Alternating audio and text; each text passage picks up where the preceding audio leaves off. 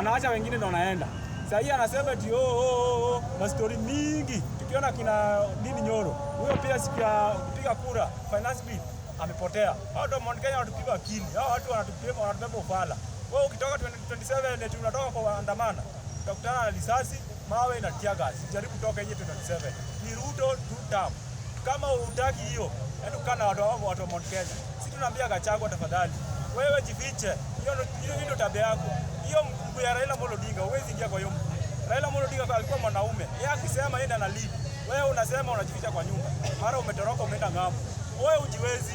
Sisi kama tutam tuko nyuma ya William Samoei Ruto na Dr. Oburu Odinga. Hapo ndio tuko. Na hakuna mahali pengine. Tunaambia watu wa tutam tafadhali. Tuungane pamoja, tuunge William Samoei Ruto na tuunge Sakaja hapa Nairobi. Tuko nyuma ya Sakaja, tuko nyuma ya William Samoei Ruto, tuko nyuma ya Oburu Odinga na Gladys Wanga na John Badi. Hao ndio watu wetu na Raymond Omolo na Kipchumba Murkomen. 2027 hao ndio tunaenda nao. Hii group nyingine waenda wapige siasa yao huko. Si hatutaki mchanganyiko. Hatutaki ujinga bwana. Hao watu wametuchezea akili. Miaka enda miaka rudi. Wanatubebea tu akili. This time round hatutaki ujinga. Maandamano yaanze Githurai kienda hivyo. Kienda Laikipia huko. This time round hatutaki maandamano huko hii side nyingine.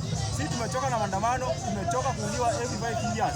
This time round tuko nyuma ya William Samoei Ruto na 2027 ni yeye. 2032 hapo ndiye atatupanga sasa vile tutaenda. Asante sana.